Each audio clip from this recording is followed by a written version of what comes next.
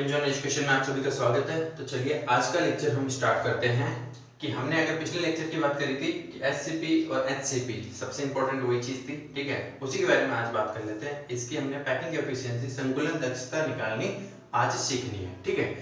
तो आपको ये दोनों अगर सीखना है तो आप पिछले लेक्चर को एक बार वापस से देख लीजिए, ठीक है। एचसीपी और एचसीपी में हमने देखा था कि 1D से जब हम 2D में गए थे तो 2D के अंदर हमारे पास दो पॉसिबिलिटी थी, या तो एटम के नीचे एटम आ जाए या फिर दो एटम के बीच के गैप में नेक्स्ट एटम आ जाए, ठीक है। इस आधार पे हमने इसको एचसीपी और इसे एचसीपी, ठीक है, षटकोणीय निबिड़ संकुलन और वर्गाकार निबिड़ संकुलन नाम दिया था और इनके हमने कुछ डिफरेंशियस पढ़े थे। पिछले लेक्चर की थोड़ी सी मैं गलती सुधारना चाहता हूँ। पिछले लेक्चर में मैंने इसकी आपको संकुलन दक्षता आपको बता दी थी। संकुलन दक्षता जो थी वो मैंने आपको 78.4 बता दी थी, बस थोड़ा सा वहां चेंज कर लेना, 78.5% होती है, ठीक है। और वॉइड जो होगी, वॉइड की कितनी हो जाएगी, बाकी आप लेस कर लो, 21.5%। इतना सा चेंज वहां पे कर लेना, ठीक है। चलो ठीक है, आगे हम बात करते हैं। आज इनकी संकुलन दक्षता हमें निकालनी है। उससे पहले मैं थोड़ी सी आपको जनरल नॉलेज देना चाहता हूँ। अगर बात करूं, हम पढ़ रहे हैं ये दोनों जो क्रिस्टल है ये 2D क्रिस्टल है, ठीक है। और 2D क्रिस्टल में अवयवी कण जो होता है उसको गोला नहीं मानना है, ठीक है। अवयवी कण को आपको वृत्त मानना है, वृत्त, ठीक है, ठीक है, सर्कल मानना है। तो वृत्त जब होता है तो वृत्त का हमेशा क्षेत्रफल निकाला जाता है, कभी भी आयतन नहीं निकालते, क्योंकि आयतन हमेशा 3D चीजों का निकाला जाता है जिसे हम गोला कहते हैं। तो यहाँ हम अवयवी कण को क्या मानेंगे, वृत्त मानेंगे। सबसे पहले इंपॉर्टेंट बात यह है, अवयवी कण क्या मानेंगे हम, अवयवी कण क्या मानेंगे और वृत्त मानेंगे। वृत्त कैसी चीज होती है, 2D स्पीशीज होती है और 2D स्पीशीज वृत्त है, इसका क्षेत्रफल निकाला जाता है। बताओ वृत्त का क्षेत्रफल क्या होता है, पाई आर स्क्वायर, ठीक है। जब संकुलन दक्षता हम निकालेंगे तो हमें इस फॉर्मूले की जरूरत पड़ेगी, ठीक है। 3D के लिए हमेशा आयतन निकाला जाता है और वहां पे अवयवी कणों को गोला माना जाता है, जो हम अगले लेक्चर में बात करेंगे, ठीक है। पहली बात तो आपको ये ध्यान रखनी है कि यहाँ पे अवयवी कणों को क्या मानना है, वृत्त मानना है, और वृत्त को 2D माना जाता है। 2D के लिए क्षेत्रफल निकाला जाता है, क्षेत्रफल पाई आर स्क्वायर से निकालेंगे, ठीक है। अब अगली बात करता हूं, हमें निकालना है संकुलन दक्षता।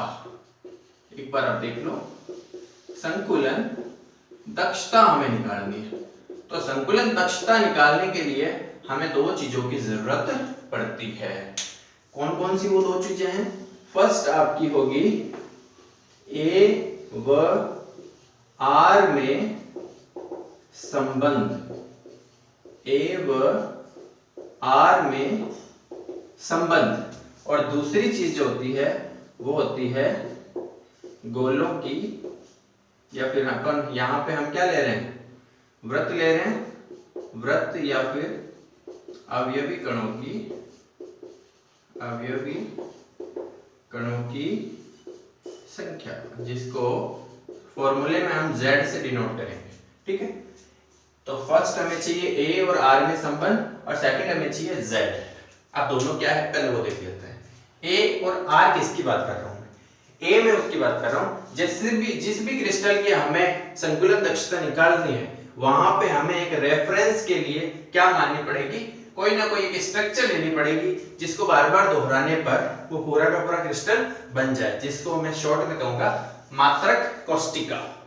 एक और नाम आ गया यहाँ पे, मात्रक कोष्टिका। इसकी डिटेल अगले लेक्चर में पढ़ेंगे, लेकिन अभी इसका नाम आ गया तो मैं इसके बारे में थोड़ा सा बता देता हूं। मात्रक कोष्टिका मैंने फर्स्ट लेक्चर में आपको स्टार्टिंग में बताया था कि जैसे पूरा का पूरा घर होता है, उसकी एक छोटी ना छोटी इकाई होती है और वो इकाई होती है ईंट। ईंट को बार बार एक के ऊपर एक 3D वे में हम दोहराएंगे तो पूरा का पूरा घर बन जाएगा। तो उस घर की इकाई क्या है, ईंट। उसी प्रकार ये पूरा का पूरा एक क्रिस्टल है। इस क्रिस्टल की छोटी से छोटी इकाई हमें उठा लेनी है, जिसको बार बार दोहराने पर वो पूरा का पूरा क्रिस्टल बन जाए, तो उसको हम क्या कहेंगे, मात्रक कोष्टिका। परिभाषा सुन लीजिए, किसी भी क्रिस्टल की वह छोटी से छोटी इकाई जिसको 3D या त्रिविमीय बार बार दोहराने पर संपूर्ण क्रिस्टल की संरचना बन जाती है, उसे मात्रक कोष्टिका कहते हैं। तो यहाँ मैंने ये अलग अलग स्ट्रक्चर्स बनाई है, सारी मात्रक कोष्टिका ही है, ऐसा फिक्स नहीं है कि भाई वर्गाकार है तो यहाँ पे वर्ग वाली ही मात्रक कोष्टिका होगी, षटकोणीय है तो षटकोणीय वाली ही मात्रक कोष्टिका होगी, कोई जरूरी नहीं है। मात्रक कोष्टिका हर उस छोटी से छोटी संरचना को कहते हैं जिसको बार बार अगर वैसी की वैसी दोहराऊं तो पूरा का पूरा क्रिस्टल बन जाए, ठीक है ना। तो ठीक है, तो हमें क्या चाहिए, मात्रक कोष्टिका। तो मात्रक कोष्टिका मान लो मैंने ये वाली मान ली, तो इस मात्रक कोष्टिका को मानने के बाद इस मात्रक कोष्टिका की कोई ना कोई भुजा होगी, ठीक है। उस मात्रक कोष्टिका की भुजा को ही मैं क्या मान रहा हूं, ए मान रहा हूं। जैसे यहाँ पे ये वाली मात्रक कोष्टिका है, इसकी भुजा क्या होगी, ए, इसकी भुजा क्या होगी, ए। चारों भुजाएं सेम है, ए है। इसकी दो अलग अलग भुजाएं हैं तो एक की ए मान लेते हैं, दूसरे की बी मान लेते हैं, कोई दिक्कत नहीं है, ठीक है। इधर आओ, इधर मैंने अलग अलग मात्रक कोष्टिका इसमें बना रखी है, तो इसकी भुजा आप ए मान लो, सबकी सेम है तो इसकी भी ए मान लो, इसकी भी क्या मान लो, भुजा ए मान लो। ये तो हो गई भुजा मानना, ठीक है, ए आ गई। दूसरी क्या है, आर। जो भी क्रिस्टल जिस भी गोले या फिर मैं बोलूं वृत्त से बना हुआ है, अवयवी कण से बना हुआ है, उस अवयवी कण की त्रिज्या को बोलेंगे हम आर। जैसे अगर मैं बात करूं, यहाँ पे ये गोला है तो इस गोले की यहां से लेकर के यहां तक की दूरी क्या कहलाएगी, उसकी त्रिज्या आर कहलाएगी, ठीक है। और पूरी की पूरी क्या कहलाती है, 2r, r प्लस r, ठीक है ना। तो ये हो गई r। तो हमें इस A में जो भी मात्रक कोष्टिका हम सेलेक्ट करते हैं, ये है चाहे ये है चाहे ये है, उस मात्रक कोष्टिका की भुजा और उस जो भी अवयवी कण है उसकी त्रिज्या को क्या बोलेंगे, r। इन दोनों में हमें संबंध निकालना सीखना है। तो पहली चीज हमें चाहिए a और r में संबंध, और दूसरा हमें चाहिए अवयवी कणों की संख्या। अवयवी कणों की संख्या से क्या मतलब है मेरे यहाँ पे, जैसे मान लो मैंने ये वाली मात्रक कोष्टिका ले ली, तो इस मात्रक कोष्टिका, ये आयताकार मात्रक कोष्टिका है, इस आयताकार में इतना सा गोला ये आ रहा है, आधा गोला ये आ रहा है, इतना सा ये आ रहा है, ये आ रहा है, ये आ रहा है, ये आ रहा है, ये सारे गोले इसके अंदर आ रहे हैं। तो इन गोलों की टोटल संख्या कितनी है, क्योंकि ये तो टुकड़ों में है, हमें इन सबको जोड़ना पड़ेगा। इस पूरी की पूरी आयताकार मात्रक कोष्टिका में कितने गोले समा सकते हैं, उन गोलों की संख्या क्या कहलाएगी, z कहलाएगी, अवयवी कणों की संख्या, ठीक है। तो हमें इसकी भी निकालनी पड़ेगी, इसमें कितने गोले आ सकते हैं, इसकी निकालनी पड़ेगी, इसकी निकालनी पड़ेगी, सबके सीखेंगे। इसी प्रकार इन तीनों मात्रक कोष्टिकाओं में भी हमें गोलों की संख्या निकालनी सीखनी है, ठीक है ना। तो शुरू से एक बार वापस देखो, संकुलन दक्षता निकालने के लिए हमें दो चीजों की आवश्यकता पड़ती है, ए और आर में संबंध। ए क्या है, जो भी आप मात्रक कोष्टिका लो उसकी भुजा, ठीक है।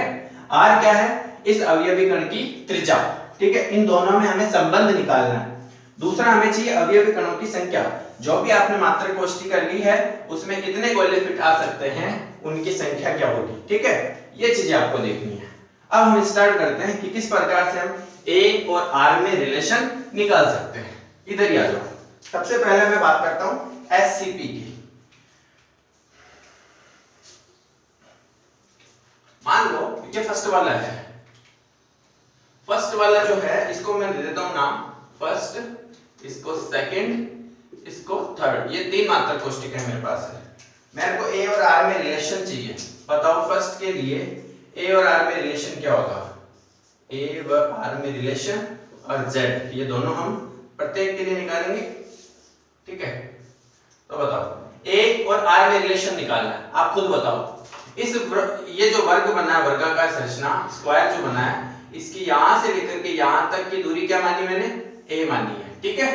और आप बताओ साथ ही साथ में ये जो गोला है, ये जो वृत्त बना हुआ है, इसकी यहां से यहां तक की दूरी तो आर होती है, और यहां से यहां तक की दूरी भी आर होती है, और टोटल क्या होती है 2r, जो टोटल हमने क्या मानी a, यानी कि a और r में रिलेशन क्या आया, फर्स्ट के लिए a is equal to 2r। बात समझ आई गई, a इज इक्वल टू क्या होता है 2r, क्योंकि आप देख रहे हो ये वाली r है, ये वाली r है, दोनों गोलों की त्रिज्याओं को जोड़े तो इस मात्रक कोष्टिका की एक भुजा a बन जाती है। तो a बराबर क्या आ गया 2r। इसके लिए बात करते हैं। इसके लिए अगर बात करूं तो देखो यहां से लेकर के यहां तक की दूरी में क्या मानता हूं, a मानता हूं, ठीक है।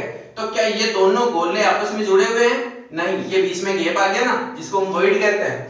तो हमेशा ध्यान रखना a और r में रिलेशन निकालते टाइम उन गोलों में रिलेशन निकालना जो आपस में टच होते हैं, ठीक है ना। जो गोले दूर दूर है उनके बीच में वॉइड आ जाती है, उनके लिए कभी भी ए और आर में रिलेशन नहीं निकलता है। तो देखो एक गोला, दो गोला, तीन गोला, ये तीनों जो गोले ये एक दूसरे को टच कर रहे हैं। क्या ये वाले कर रहे हैं? नहीं। ये वाले नहीं, ये वाले नहीं, ये वाले नहीं। यानी कि जो भी भुजाएं हैं उन भुजाओं के जितने भी गोले हैं वो एक दूसरे को टच नहीं कर रहे। लेकिन देखो इस भुजा कॉर्नर से लेकर इस कॉर्नर तक ये एक वर्ग का क्या बन रहा है? यहाँ पे विकर्ण बन रहा है। विकर्ण बन गया भाई, बिल्कुल बन गया। इस विकर्ण के बराबर क्या है? ये इस विकर्ण में तीनों गोले एक दूसरे को टच कर रहे हैं। अब एक बात बताओ, इस वृत्त की ये वाली भुजा क्या है? ए है। इस वृत्त की नहीं, सॉरी, इस वर्ग की, इस वर्ग की ये भुजा क्या है? ए। ये भुजा क्या है? ए। तो क्या ये वाली नहीं निकाल सकते? बिल्कुल निकाल सकते हैं। पाइथागोरस प्रमेय आपने पढ़ी है। पाइथागोरस प्रमेय से हम क्या निकालेंगे? दाल बट्टा करके होता है ना, वैसे पाइथागोरस प्रमेय से क्या निकालते हैं?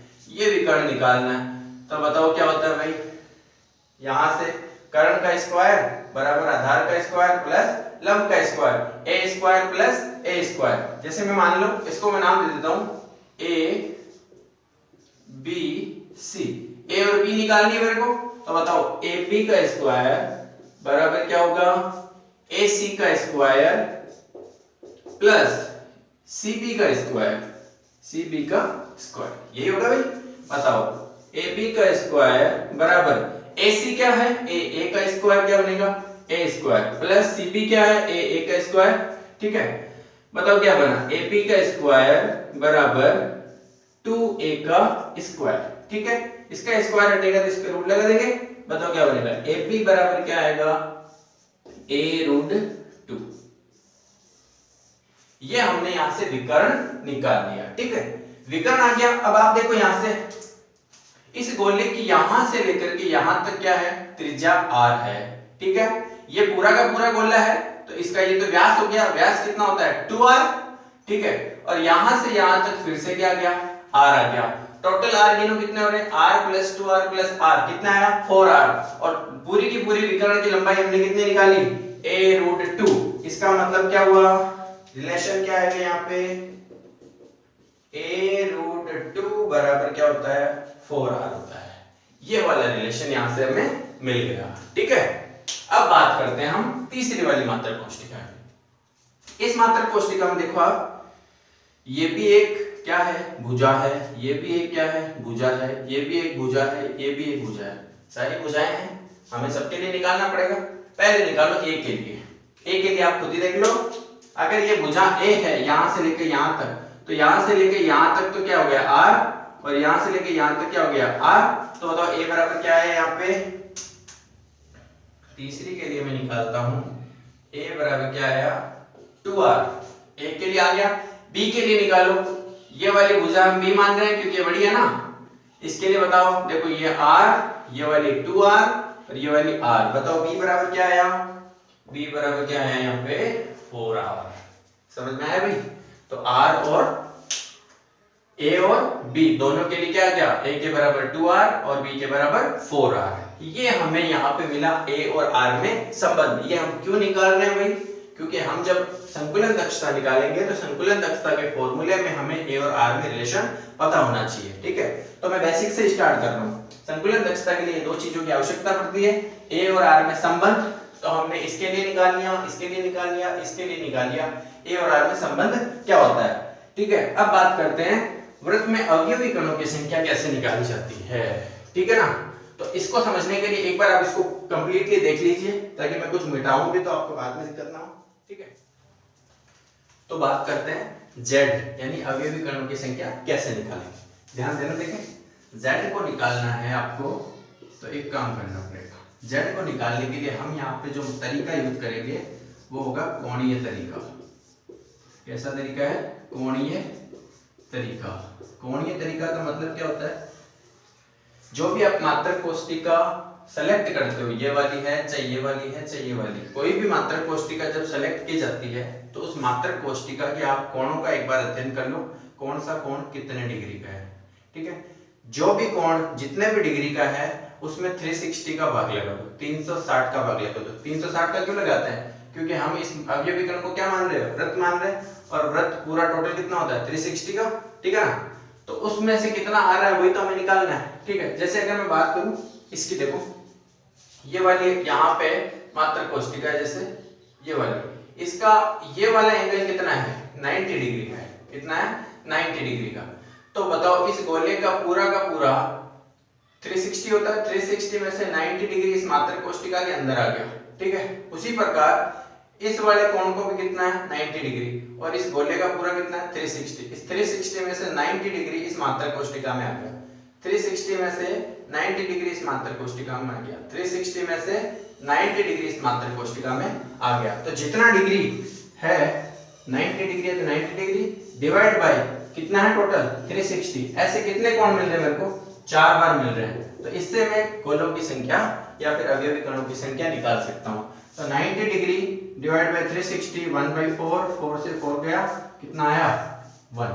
ये 1 क्या बता रहा है कि इस एक छोटे से वर्ग में एक गोला पूरा फिट आ सके इतनी जगह है। समझे या नहीं समझे?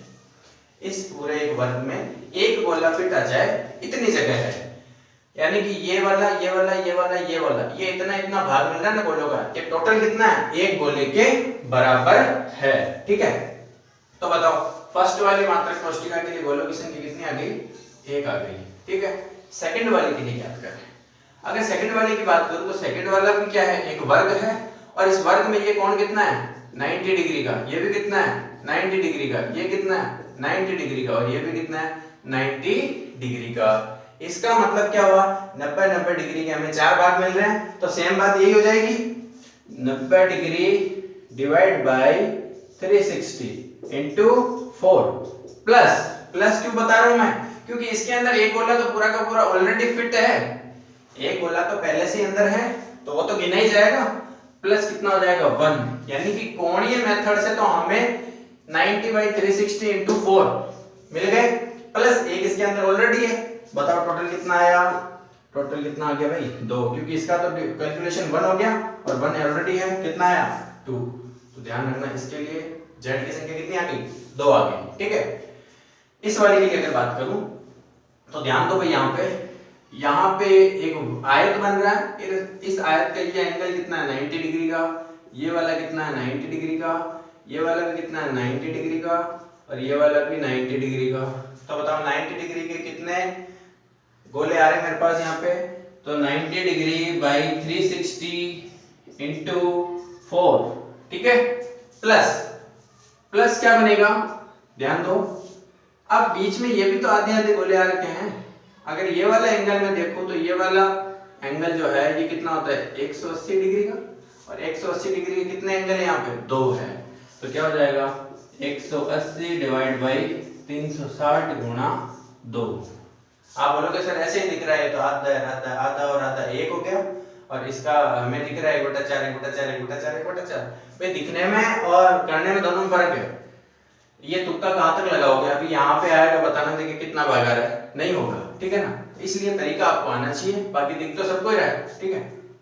इसकी अगर कैलकुलेशन में निकालूं तो क्या बनेगी 90 से 360 गए 1/4 4 गए, इसकी कैलकुलेशन तो 1 आ गई, प्लस 180 से ये कितनी बार गया 2 बार, 2 से ये कट गया, ये भी कितना आया 1 + 1 कितना आ जाएगा 2।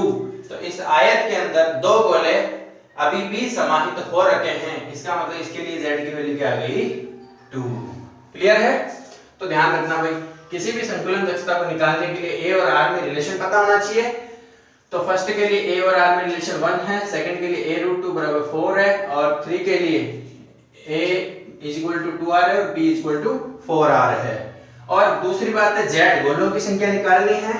तो गोलों की संख्या निकालने के लिए आप क्या करोगे, जो मात्रक कोष्टिका आपने चुनी है उसके कोण देख लो, 90 डिग्री का कोण है उसमें 360 का भाग लगा दो। अब 90 डिग्री के कितने कोण है 4 है, तो गुणा 4 कर दिया, एक गोला आ गया। इसके लिए आपने देखा एक गोला तो पहले से फिट है, तो वो तो आ गया 1, ठीक है।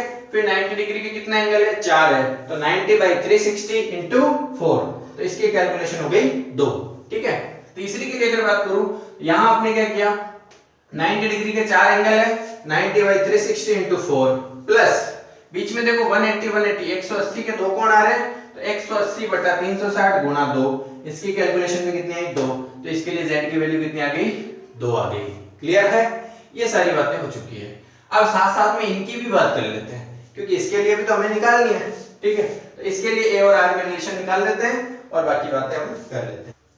इसके लिए अगर मैं बात करूं तो यहां एक काम करते हैं, हम इनको नाम दे देते हैं 4, 5 एंड 6, ये हम इनको नाम दे देते हैं। ठीक है, अब मैं बात करता हूं नंबर 4 की।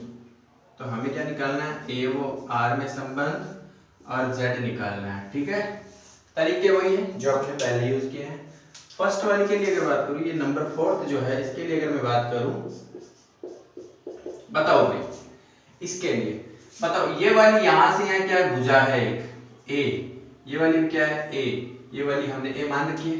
आप भी बता दो, यहां से यहां गोले की त्रिज्या आर, यहां से यहां त्रिज्या कितनी है आर, और r प्लस आर ए के बराबर है। इसका मतलब क्या है, a बराबर 2r। ठीक है, मात्रक कोष्टिका की भुजा दो गोलों की त्रिज्याओं के बराबर है, a बराबर 2r। क्लियर, निकालते हैं इसके लिए z। बताओ z कैसे निकालेंगे, इसके लिए वही चीज है, जो भी मात्रक कोष्टिका चुनो उसका कोण देख लो। बताओ एक त्रिकोण है, त्रिकोण का कोण कितना होता है 60 डिग्री का। 60 डिग्री के कितने कोण है 3। बताओ 60 डिग्री डिवाइड बाय 360 गुणा 3, बताओ कितना आएगा, इसको इससे काटो 6 बार और ये 3/2 कितना आएगा 1/2। यानी कि इस त्रिकोण में आधा गोला समाहित हो रखा है। क्लियर, तो हमारे पास z की वैल्यू कितनी आ गई 1/2। नंबर 5 की अगर मैं बात करूं, 5 ये वाली मान रहे हैं। ठीक है, a और r में रिलेशन बताओ। तो देखो भाई, ए और आर में रिलेशन अगर आपको निकालना है तो सबसे पहले हमने बात करी थी दो गोले, जहां भी गोले टच हो वहीं पे हम बात करेंगे। तो देखो यहाँ ये भुजा यहाँ से लेके यहाँ तक क्या होती है ए, ये त्रिज्या कितनी है आर, ये त्रिज्या कितनी है आर। तो बताओ ए और आर में रिलेशन क्या आया, a is equal to 2r, a is equal to 2r। Clear, अब बात करते हैं इसके अंदर गोले कितने हैं। तो देखो एक गोला तो पूरा का पूरा ऑलरेडी फिट है अंदर, वो तो आ गया 1 प्लस एक तो हो गया प्लस। अब बताओ ये क्या बन रहा है, यहाँ पे षटकोण बन रहा है, और षटकोण का एक कोण कितना होता है 120 डिग्री का। ये कितना है 120 डिग्री का कोण है यहाँ पे। तो बताओ 120 डिग्री के कितने कोण हैं, 1 2 3 4 5 6 कोण हैं। तो कैसे निकालोगे, 120 बटा 360 गुणा 6, इसकी टोटल निकाल लो।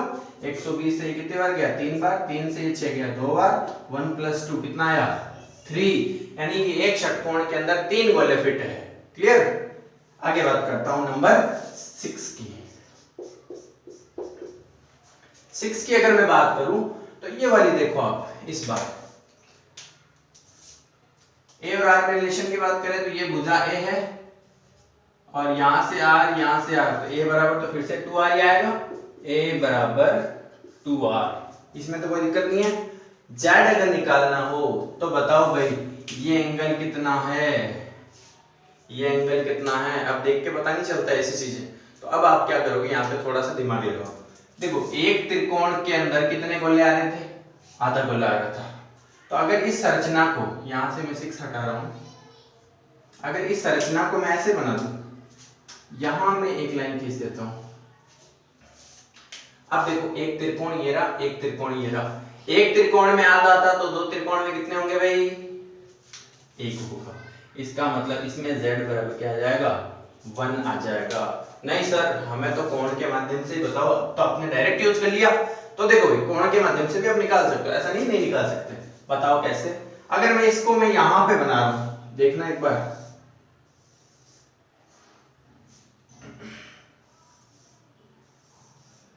यही है भाई, और ये वाली आपने मात्रक कोष्टिका चुन रखी है।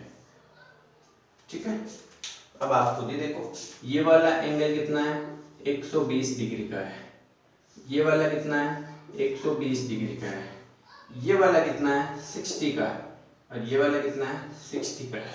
ठीक है, बताओ 60 के कितने हैं 60 डिवाइड बाय 360 गुणा 2 प्लस 120 के कितने हैं 120 बटा 360 गुणा 2।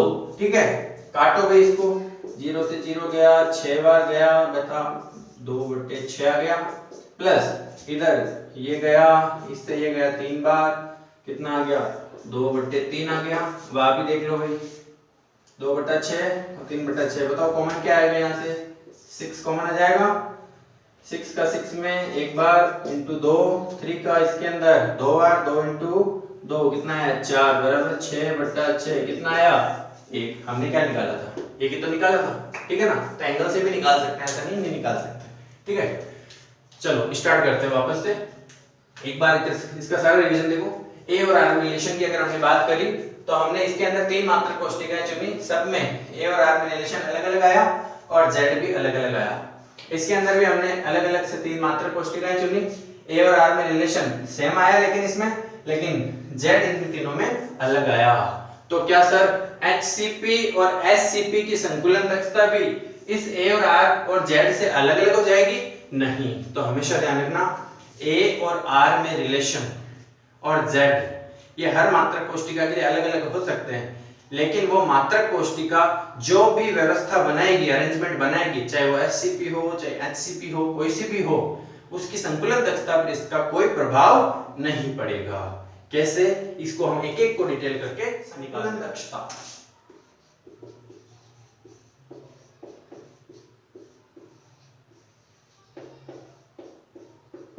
क्या फॉर्मूला होता है संकुलन दक्षता का? संकुलन दक्षता का फॉर्मूला होता है भाई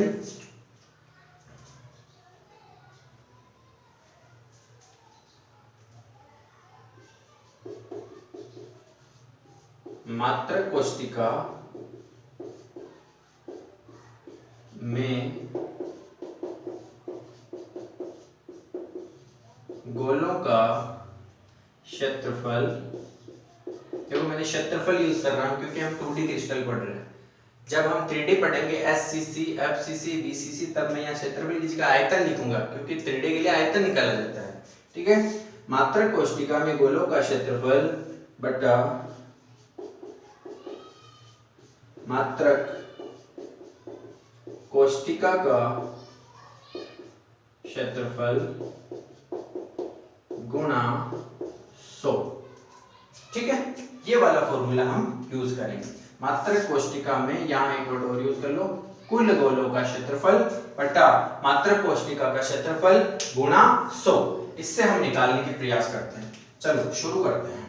अगर मैं इसको फॉर्मूले के रूप में लिखूं तो मात्रक कोष्ठिका में कुल गोले हम क्या मान रहे हैं? Z गुणा गोलों का क्षेत्रफल क्या किससे निकाल देते हैं? गोले को वर्ग मान लेते और वर्ग का क्षेत्रफल क्या होता है? पाई r स्क्वायर बटा मात्रक कोष्ठिका का कुल क्षेत्रफल। ये भाई निर्भर करेगा हमने मात्रक कोष्ठिका किस प्रकार की ली है, मात्रक कोष्ठिका कौन सी है, इस पर निर्भर करेगा, ठीक है। तो यहां तो हम क्षेत्रफल ही लिख देते हैं, मात्रक कोष्ठिका का क्षेत्रफल और गुणा 100। ये अपना फॉर्मूला हो गया, ठीक है। अब हम एक एक करके सबका शुरू करते हैं, ठीक है भाई। चलिए अगर मैं इसको मिटा दूं तो क्या दिक्कत होगी? अब कोई दिक्कत नहीं होगी। हमें ए और आर में रिलेशन निकालना है, सारा कुछ है हमारे पास। चलो ठीक है, यहां लिख देता हूं, एक एक निकालेंगे, डिलीट करते जाएंगे, ठीक है। चलो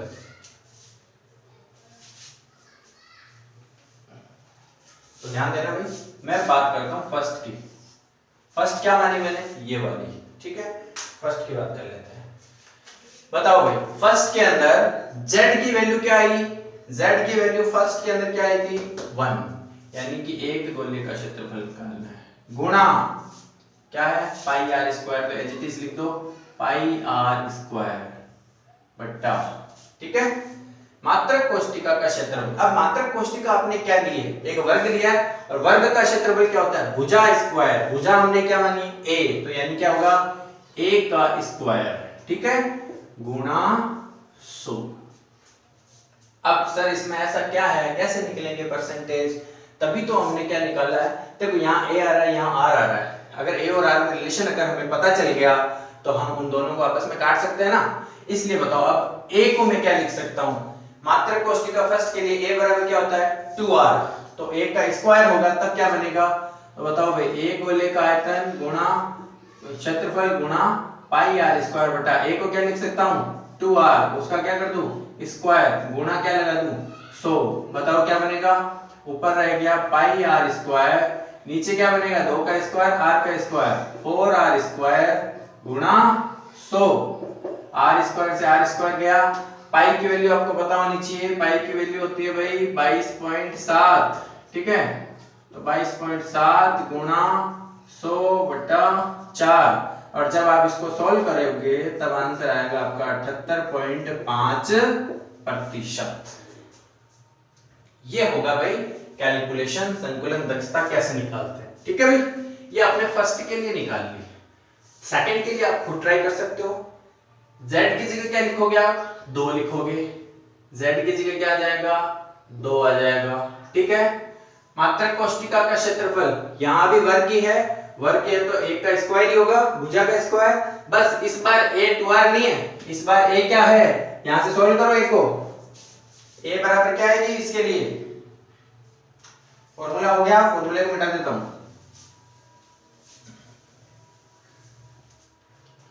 इसको एज इट इज कर लो, फर्स्ट ही कर लो इसको। तो सेकंड के लिए जब आप निकालते हो तो क्या करना है आपको बताओ। सेकंड के लिए पहले आप पहले लिख लो, a बराबर क्या होगा, हमें पता है a√2 बराबर 4r होता है, a√2 बराबर क्या होता है 4r, तो बताओ a बराबर क्या आएगा 4/√2 गुणा r, इसको सॉल्व करोगे तो आएगा 2√2r, ठीक है।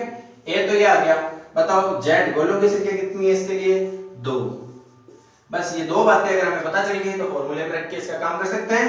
बताओ फॉर्मूला क्या कहता है, z कितना है 2 गुणा पाई r स्क्वायर बटा मात्रक कोष्टिका का क्षेत्रफल, मात्रक कोष्टिका क्या है वर्ग, वर्ग का क्षेत्रफल क्या होता है भुजा स्क्वायर, भुजा क्या है a स्क्वायर गुणा 100, इससे करोगे भाई।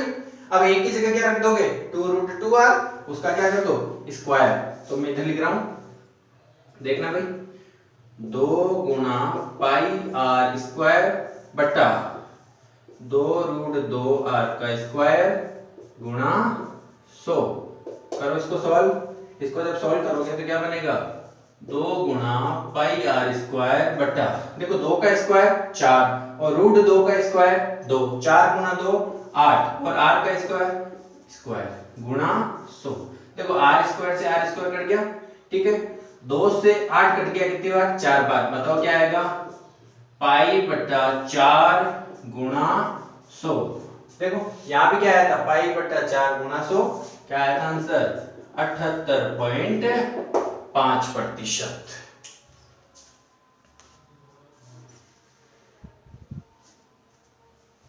ठीक है भाई, इसका मतलब क्या हुआ, चाहे आप मात्रक कोष्टिका ये ले लो, चाहे आप मात्रक कोष्टिका ये ले लो, आंसर तो वही है 78.5। अब आप चाहे मात्रक कोष्टिका ये वाली भी ले लो, आंसर यही रहेगा। आप इन दो की कैलकुलेशन देख लो, तीसरी वाली की अब कैलकुलेशन हम निकालते हैं, ठीक है। अब मैं इसको मिटा रहा हूं,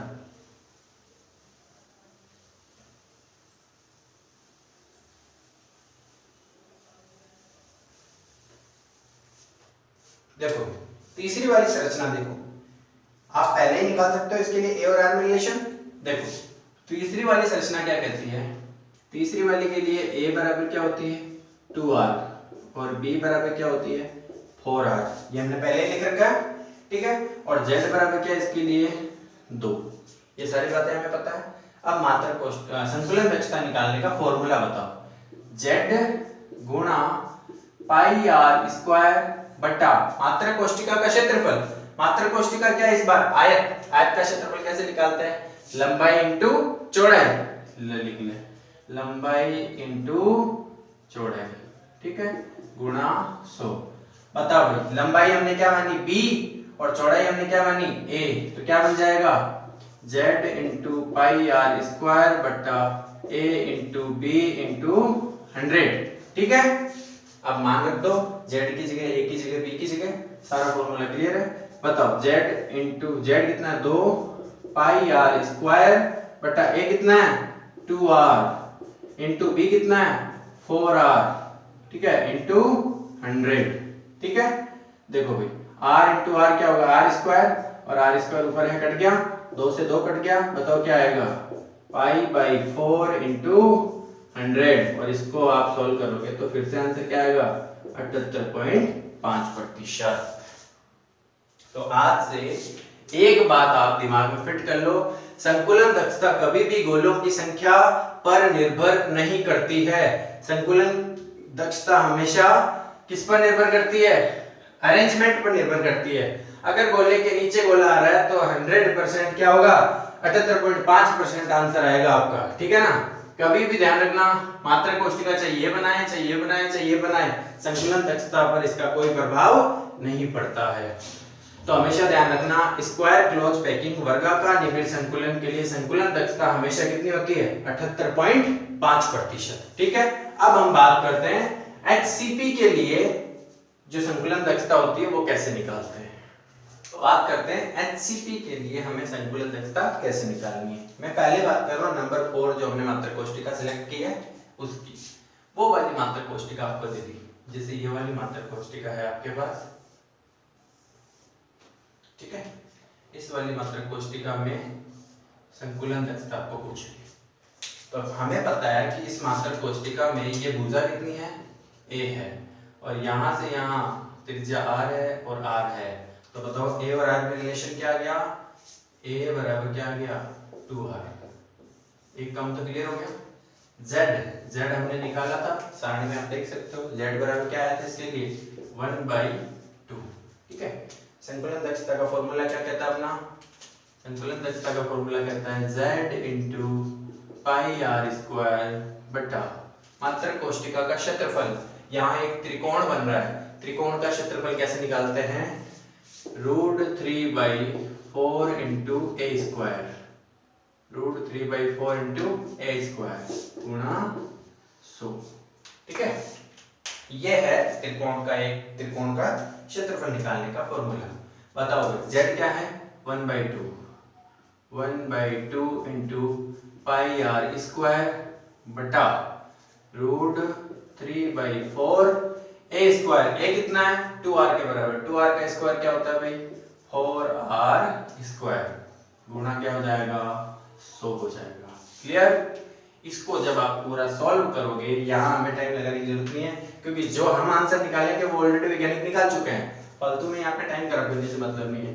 फिर भी आपको अगर करना है तो आप कैलकुलेटर लेके कर सकते हो। इसका आंसर जो निकलेगा आपका वो होगा 90.6%, ठीक है। ये आंसर हो जाएगा। अगर मैं बात करूं इस वाली नंबर 5 जो हमने मानी हेक्सागोनल षटकोण, इसके लिए मात्रक कोष्ठिका निकालो तो क्या निकलेगी? देखना देखें। 5 नंबर की मैं बात कर लेता हूं। 5 नंबर के लिए बताओ भाई, A और R में रिलेशन क्या है? A बराबर क्या है? 2R, Z बराबर कितना है? 3। क्लियर? निकालो इसके लिए फॉर्मूला। Z कितना है? 3 इंटू पाई आर स्क्वायर बटा एक षटकोण का क्षेत्रफल। देखो यहाँ हमें थोड़ी थोड़ी बातें हमें आनी चाहिए, ये फॉर्मूले वगैरह मैथ की क्लास में सिखा जाते हैं, लेकिन फिर भी देखो आप, एक षटकोण को अगर मैं ऐसे बोलूं, ये षटकोण है, इसको क्या मैं ऐसे कर सकता हूं? एक षटकोण के अंदर आप देखो कितने त्रिकोण हैं? 6 त्रिकोण है, और एक त्रिकोण यही था क्या? और इसका क्षेत्रफल हमने क्या लिखा था? √3/4 इंटू ए स्क्वायर। तो 6 त्रिकोण का क्या होगा? 6 से गुणा कर दो तो क्या आ जाएगा? 6 इंटू √3/4 इंटू ए स्क्वायर, और ए कितना है? 2r, तो क्या हो जाएगा? 2r का स्क्वायर गुणा 100। क्लियर? निकालो भाई इसका आंसर। भाई 3 से ये कितनी बार गया? 2 बार, तो बताओ क्या बनेगा? पाई आर स्क्वायर बटा 2 इंटू √3/4, ये कितना बन जाएगा? 4r स्क्वायर गुणा 100।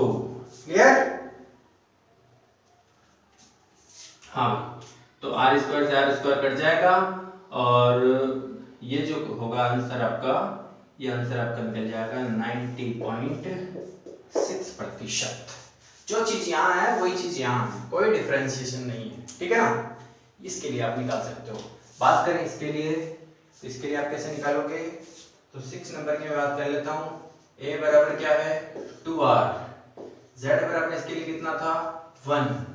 अब देखो यहाँ त्रिकोण कितने हैं इसके अंदर? 2 है, तो 2 त्रिकोण का क्षेत्रफल, ये वाला फॉर्मूला लगा दो। तो बताओ z बराबर तो 2 है, 1 है हमारे पास, 1 इंटू पाई आर स्क्वायर बटा 2 त्रिकोण का क्षेत्रफल, तो 2 इंटू क्षेत्रफल कितना है √3/4 इंटू ए स्क्वायर, ए क्या है 2r का स्क्वायर क्या होगा 4r स्क्वायर गुना 100।